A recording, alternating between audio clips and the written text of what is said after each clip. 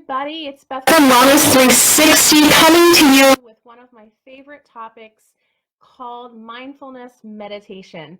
So I'm really excited to talk about this. I give a lot of talks about meditation and mindfulness throughout the community. So today, with everyone being quarantined and the world kind of heading in the direction that it's heading, I felt like it would be a great topic for today's live with Wellness 360. So before we start, let's talk a little bit about meditation. Meditation is paying attention to the present moment on purpose without judgments. So what does that mean? So what that means is bringing your attention to the present moment on purpose.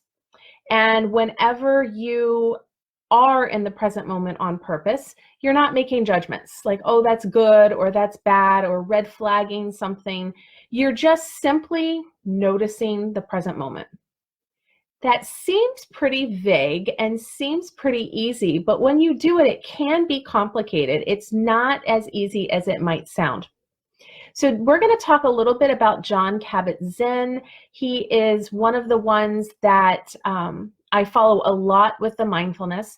To give a very quick background and summary, he is the one that developed the mindfulness-based stress reduction clinic at the University of Massachusetts back in the 70s. So he is the man that kind of brought mindfulness mainstream.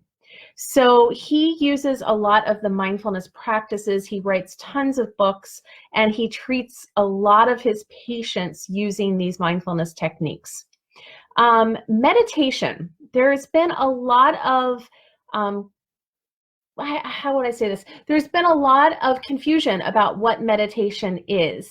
So sometimes meditation, a lot of people feel like it's clearing your mind. It is not about clearing your mind. We have over 30,000 thoughts that go through our mind every day. It would be near impossible to clear your mind. So let me put your mind at ease. Meditation is not about clearing your mind. It is about cultivating awareness of your body and yourself in the present moment. It kind of it stops the cycle of habitual, like unconscious reactions. So you know those reactions that we get sometimes when someone looks at us the wrong way or someone says something to us, we get those quick reactions. So mindfulness helps us to cultivate a response and not a reaction. It helps us, it decreases that trigger that we have to kind of come back at someone. And mindfulness is not a religion. A lot of people tell me they can't practice mindfulness because they feel that it's against their religion. Let me rest assured, mindfulness can be a part of your religion, but it does not have to be. Mindfulness is just about bringing your thoughts and your mind to the present moment. So mindfulness will not change your circumstances. So the storm is still going to be there. The coronavirus is still going to be there. The news is still going to be there. Everything is going to change. But what it's going to do is it's going to change your perspective of the situation. So we're going to talk a minute about our perception and how we perceive things in life and how they change our chemistry and how they change our makeup. So we're going to talk for just a minute about the sympathetic and the parasympathetic nervous system. So the sympathetic nervous system, that is our fight or flight. In our body, we have two kinds. We have the sympathetic, the parasympathetic. It's either or. It's an ebb and flow through life. So the sympathetic nervous system is our fight or flight. It is our get out of bed, get the job done, run from the bear. So that's what happens to our bodies when we're under stress. Stress can be good. Stress can be a really important part of your day-to-day. Without stress, you're not going to get deadlines done. You're not going to get out of bed. You're not going to be motivated to do anything. The problem with today's society is it's all stress. We have deadlines. We're running late. We have family. We overcommit. We have bills to pay. It's just a constant flow of stress, one stress to the next, to the next, to the next. It's very rare that we do any kind of resting through the day. So with the sympathetic nervous phase, our body goes in to a mode where our heart rate increases, our pupils dilate, our non-essential body systems shut down. So what is a non-essential body function? It's our digestive system, our immune system. Our body stops repairing. You wonder why when you're under a lot of stress, you end up getting sick. That's why.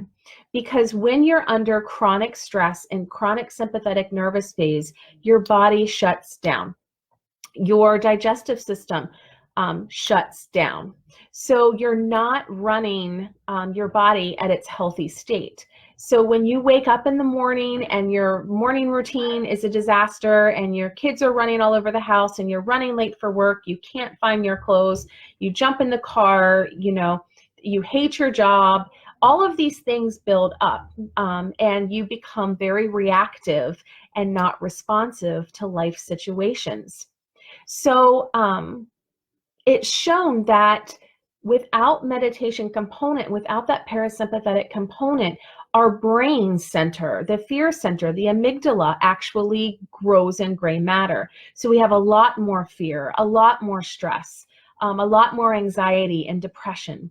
So in the sympathetic nervous phase, there's many tests that have been proven that up to 90% of medical visits are stress induced to some degree. So what does that mean? So if our digestive system shuts down, what is in our digestive system? We have 90% of our serotonin levels. Our immune system is in our intestines. So if our digestive system is not working, then our immune system is not working properly. So how about indigestion, constipation, diarrhea, IBS, acid reflux, all of those things that people get and they wonder, why do I get acid reflux? Why do I get, now there are other medical conditions, but a lot of these conditions are stress related. So it's really important to know that stress reduction techniques can really greatly affect your pain levels. Pain levels increase when you're under a lot of stress. You have increased cortisol, which increases your bone absorption. It blocks calcium from entering your bones. If you have tremors, the stress response increases your tremors. It damages the dopamine cells. It decreases your serotonin, which is your happy, good feeling hormone. So all of these things are shut down because of being in the sympathetic nervous phase all the time.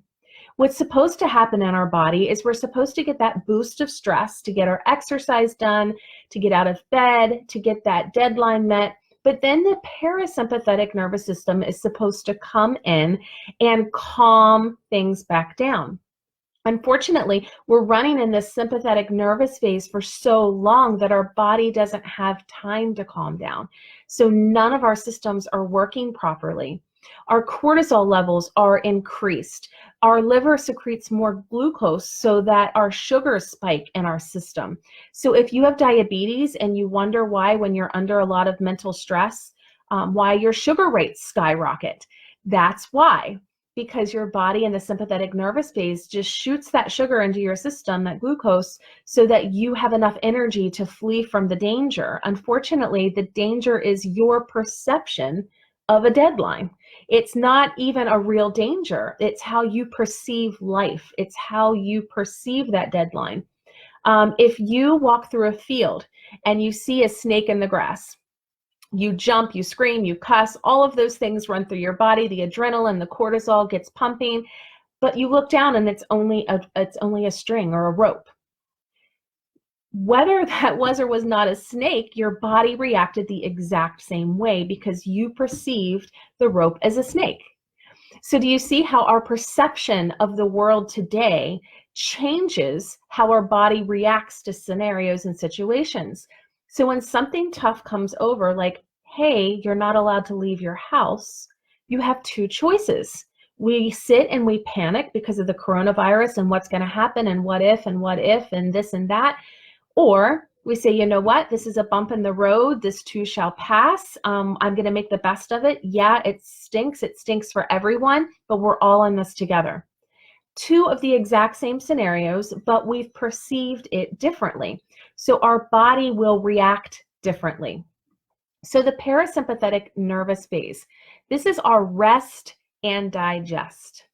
This is the nervous phase that we pop into when our heart rate is slowing, our muscles are relaxing, our digestive system is working properly, our body repairs during the parasympathetic nervous phase. This happens when we're sleeping, when we're meditating, when you're doing yoga, doing any kind of breath work. Have you ever sat in church and wondered why all of a sudden when it gets really quiet, that's when your stomach starts to grumble really loudly? It's because your body, or maybe you're on the massage table and your stomach starts to make funny noises. It's because when you're in the parasympathetic nervous phase, your digestive system starts working again. So remember, a lot of religious beliefs, when they go to the dinner table, they either sit and they meditate prior to eating. Some of them actually meditate while they're eating. They don't sit in front of the TV. Some Christian faith, they pray over their meals, because what's happening here is you're setting your body in the parasympathetic nervous phase so that you can digest your food properly. What happens in the common world today? We're eating drive-through. We're eating in the car. We're grabbing the granola bar. I'm preaching to the choir. I'm guilty of this too. So just taking a moment to take a few deep breaths before you digest food. Don't eat in front of the TV, and for heaven's sakes, don't eat in front of the news. Don't eat during stressful situations. The dinner table is not the time to talk about your kids' behavior issues. The dinner table is a place to talk about gratitude. It's a place to talk about the positive things that happen in your day. So now that we know a little bit about the sympathetic and the parasympathetic nervous phase, let's talk just a minute about our brain. So our brain, we have this wonderful thing, it's called neuroplasticity. So neuroplasticity is our brain is constantly changing. So when your brain is constantly changing, this is great news. This means that we can exercise our brain as if and like we exercise our body. So when you meditate, certain areas of the brain actually increase in gray matter. It's our executive functioning, our empathy, our impulse control, our emotion regulators, our memory, our learning, our processing, our problem solving. All of these centers of the brain have been proven to get bigger and to grow with meditation. And the amygdala that we spoke of earlier, that little tiny fear center in the middle of the head, it gets smaller. So you're less reactive. So whenever your child comes home with a bad grade or they give you attitude, which if you have a teenager, it's bound to happen, you're less reactive. So you're able to recognize the situation, you recognize, you're able to stop, take a deep breath, and handle the situation with your higher brain and not with your reaction or your amygdala. Because what happens when you react? We say things we don't mean. We pour fuel on the fire. So a lot of things that happen during that reactive phase, you can't take those things back.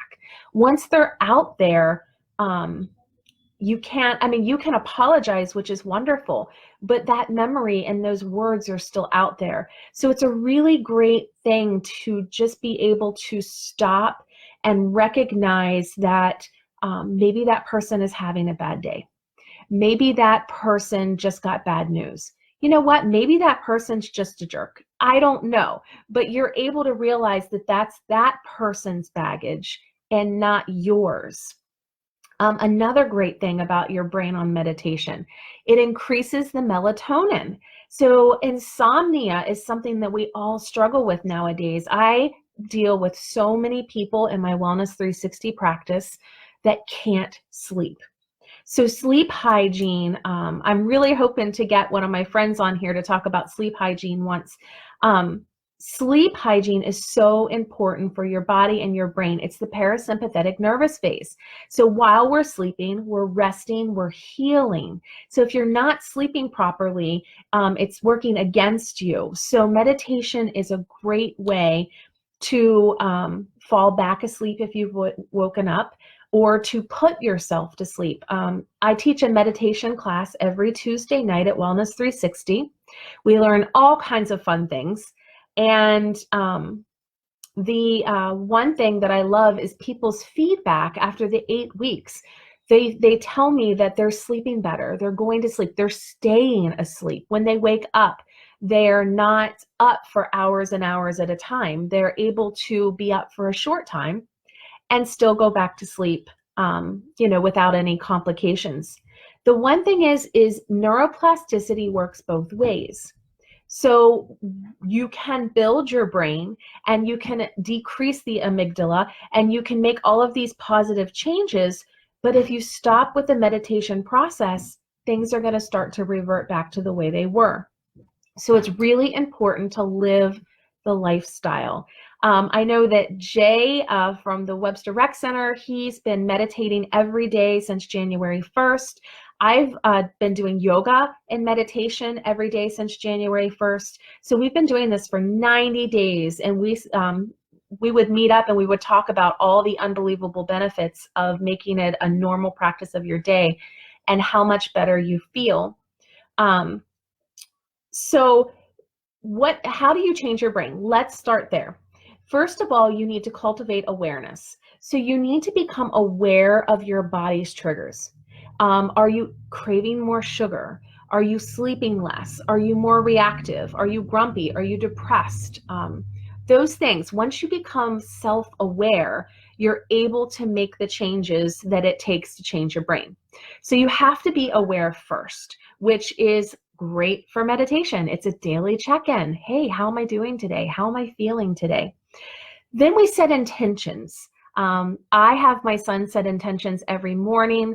Today's a great day to have a great day. Today is your choice. You can look at the good today. Hey, what was your favorite part about today? So having a good intention, today I'm going to be healthy. I can remember times I've woke up in the morning and like, today's going to be a great day. And if anyone knows Ontario, New York, there's stoplights at every corner. So if I'm running late for work or I'm trying to get to my yoga class where I'm supposed to be teaching people how to be mindful, you hit every single red light and it's super, super frustrating. So instead of, I set the intention now, you know what? It's a great time at this red light to take a couple deep breaths. Or today's going to be a great day. So when I hit a red light, I'm like, nope, today's going to be a good day. Today's going to be a good day. And I don't let those things affect me anymore. Then we need to take action. So you become aware, you set the intention for your day, and then you take action. When you're starting to feel overwhelmed and you're starting to feel stressed, you stop, you take a couple deep breaths, and you choose a better option. I love Graham Cook. He used to say, if you don't like your thought, think again or think another one. So if you, meditating does not discriminate against emotions. A mindful living, you want to feel emotions. You want to be angry if you need to be angry. You want to be sad if you want to be sad, happy, joy. All of those emotions are really healthy and needed. But for me, instead of being angry for 3 weeks or feeling guilty for 3 weeks, with a meditation practice, I'm able to feel guilty or feel bad for 3 hours. That's a huge difference, but it takes lots and lots of practice, which brings me to my next tip: practice. You have to do it every day. You have to make it a point every day to take care of yourself. So every day, mindfulness should not be a task. Mindfulness should be something that you show up to every day with a smile. I love the saying, if you don't have 20 minutes to meditate, you should meditate for an hour. Think about that for a minute. So we really need to take the time to meditate, take the time for yourself. It takes 5 minutes a day, and in 8 weeks, you start to see the benefits. So just like a diet, if you start a diet, you're not going to see the benefits right up front. It does take time to change your body. It takes time to change your brain. But if you give it 8 weeks, you'll see a dramatic changes happening in your world. And then the very last step is repeat. Repeat steps 1 through, I guess, 4 or 5, over and over and over again. So, one thing I need to say, you need to cultivate your mindfulness in yourself first. Mindful living is not about someone else. Mindful living is not about your mom or your sister or your uncle or your husband or your child. Mindful living is about Beth Perry. My meditation isn't meditating to make someone else be someone else. Mindfulness is changing me, and then my energy changes, and then the people around me change. I like to use the scenario that you have that one person that you have to walk on eggshells around. Mindful living is not walking on eggshells around that person. Mindful living is loving that person for exactly the way they are, bringing in such high energy that you either A, change their energy and raise them out of their grumpy mood, or B, make it so uncomfortable that they leave the room. And then the problem's solved. You don't have to be around them. So mindful living, you have to fill your tank first. If you're in an airplane, you grab the oxygen mask first for yourself. So you have to fill your tank. You have to build resilience in your day. If you keep plugging into energy draining activities, you are going to get sick. That is 100% guarantee. You have to take the time to unplug from certain things in life that are causing energy drains in your life. You have to fill your tank. You have to fill your energy system, right? So you have to be very cautious. I always, at work, I talk about the 5 power strip, like with the 5 plugs that people tend to overplug. I use Chevy Chase as an example. Some of us walk around like he did when he plugged all those lights in at Christmas time. You will blow a fuse. So it's really important to pick and choose wisely where you're plugging in. So if you have someone that's really sucking a lot of energy out of you, maybe you plug in for 10 minutes and not an hour. Maybe you unplug from one so you can plug into another. But if you only have 5 places to plug in, it's really important that you choose those plugs wisely. For me, I have my family is a plug. My job is a plug. There's 2 right now. I'm at a time in my life where I've already got 2 major plugs. So you got to plug yourself in, my exercise, my meditation. So I only have 2 plugs left. So I have to be really cautious of where I plug those other 2 plugs in. So it is okay to say no. It is okay to set boundaries for yourself, because each boundary you set helps you with your health and wellness. So when you give this 6 to 8 weeks, 5 minutes a day, you're going to pause. You're going to pause. You're going to take a breath when something's upsetting you. You're going to take a couple deep breaths. You're going to evaluate the situation, and then you're going to change the way you view the situation, because that's your choice. And mindfulness is all about taking your choices back, taking your power back so that you can take care of yourself, so you can take care of your health, and in turn, you can take care of your loved ones because you have enough energy to do that. A lot of people that I work with, they're caregivers. A lot of people that I know are caregivers. And that is a job that is absolutely the most rewarding and the most exhausting job ever. So it's really important for all of my caregivers out there, either previous or currently, that you take time for yourself. Please, please, please, 5 minutes a day, at least 8 weeks, and see what kind of changes that it makes in your life. Recognize you cannot press this on others. This is something you're doing for yourself. And when people see the changes that it's making in you, they're going to want a little piece of that. They're going to want to know more.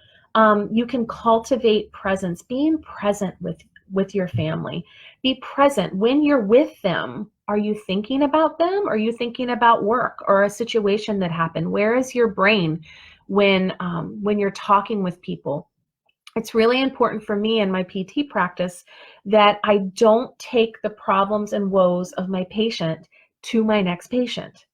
And the same thing in your family. Don't take the fight you had with your spouse onto your children. So it's just kind of piecing your life and finding areas and kind of compartmentalizing situations, scenarios, people, so that you can realize, you know what? I reacted to my husband today because I was exhausted, because I had a bad day at work. So you're becoming more aware of how you're acting, why you're acting that way, and then you can make a solution. You know what? I don't want to act that way. So I'm going to first apologize to my husband because it wasn't his fault. And then I'm going to make sure I take some time for myself or take some deep breathing when I'm in the car and I'm coming home. Let work be work, let home be home. And it takes practice over and over and over again. But the very last thing I want to talk about with you today is judgments. Recognizing that we're all fighting a battle, that we're all in this together, that yes, one person might have something worse than another, but there's always someone with something worse than you. So not placing judgment on others, not placing judgment on yourself, which is so hard because we are our worst critics.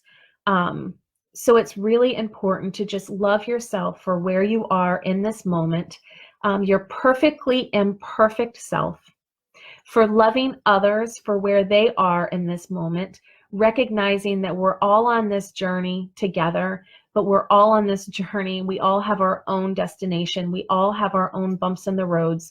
We're not perfect. None of us are. So just recognizing that in others, when someone hurts your feelings or someone causes strife with you, recognizing that a lot of that comes from their own inner turmoil. Hurting people hurt people. So if you have someone that's chronically hurting you, just recognize that they're dealing with their own journey and with their own things. And when you're able to separate yourself from that, it makes you be able to step into your own authentic self and to be the truest form of yourself that you can be in all its glory and all its dysfunction and all of its problems, ups and downs. It's okay to be you. You are loved and you are beautiful exactly the way you are.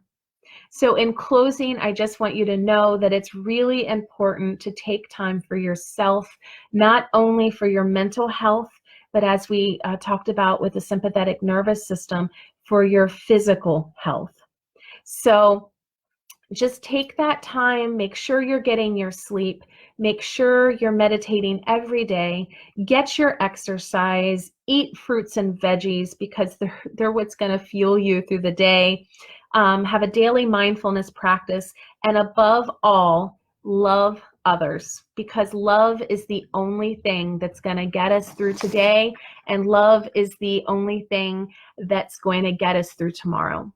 Thank you so much for joining me today with my talk on mindfulness. I hope that you've enjoyed it, and I will talk to you again next week at 7 o'clock with a new topic.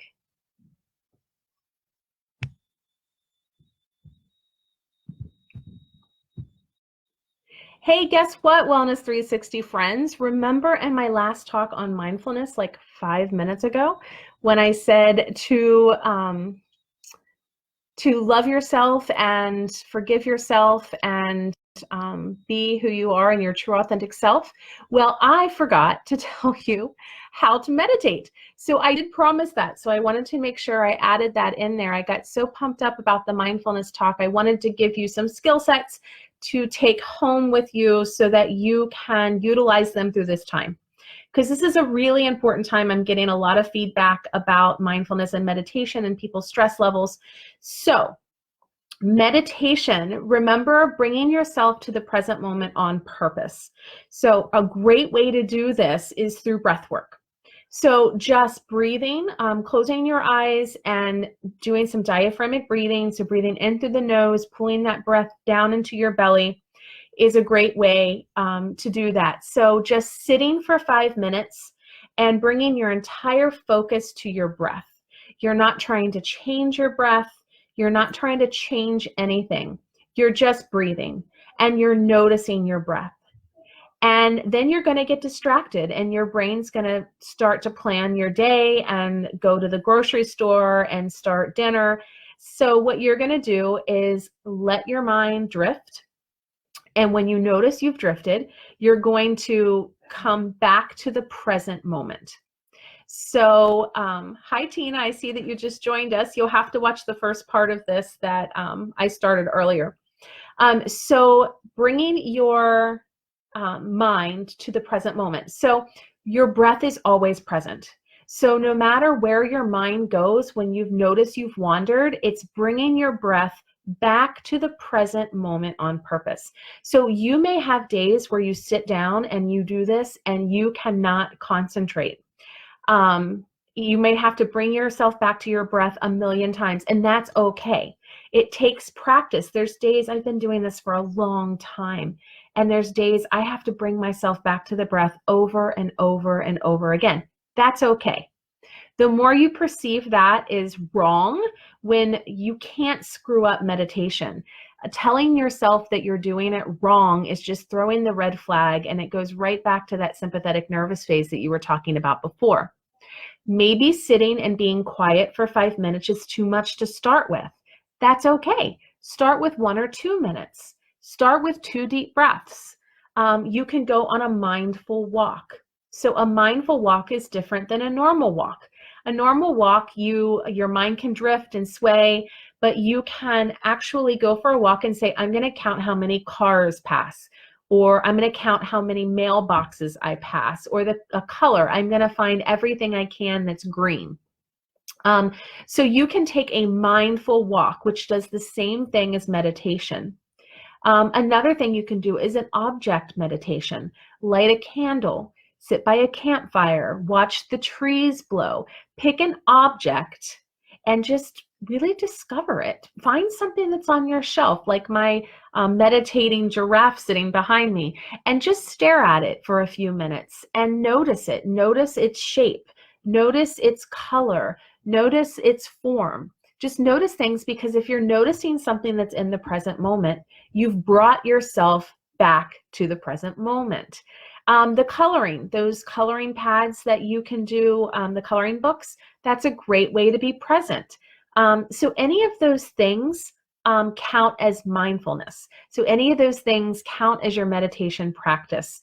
I think eventually everyone should really try to do the breathwork meditation. There is some wonderful meditations on YouTube. If you can stand my voice, I have uploaded 1 a week since the quarantine has begun. I've done a body awareness, a self-compassion, and I think a gratitude meditation. Don't mark my words. But they're on our wellness360fitness.com website. It's under the forum, and there's a mind and body section. I've uploaded a bunch of mini yoga, little snippets of yoga for bone health. I teach a chair yoga class, so there's a chair yoga sequence there. I just really want to make sure that all of the people that deal with us at Wellness 360 have the tools they need at home when they can't be with us one-on-one during this time of quarantine. There's no cost for these videos. They're absolutely free. You can listen to them all the time. So again, just to recap, and I apologize about the broken up video, but just to recap, mindfulness meditation is merely bringing yourself to the present moment on purpose. So it's bringing your attention to something in the present moment. When we think about the past and wanting to change things of our past, we end up depressed. You can't change the past. It's not possible. When we focus on the future, the what ifs, you end up with anxiety because you can't change the future, but you can make changes in the present moment. So the present moment is the only place where you have power to change your future, where you have power to make better decisions about your past. Everything that happens to us is a life lesson. And when we can view them as lessons, what is the lesson here? When you get frustrated, what is the lesson here? When you get angry or have had a bad day, what is the lesson here? Learn your lesson, forgive yourself, and move on. Be in the present moment. Be in the moment that you can make changes. Be in the moment where you have the power to make change. Be in the moment where you can be healthy on purpose. I've taught you about the sympathetic, parasympathetic nervous phase. You have the power at any time to bring yourself into healing. That's yours to choose. No one else can do that for you. So with that, in our second video of this evening, I will let you all go to enjoy your evening. Tonight is family movie night.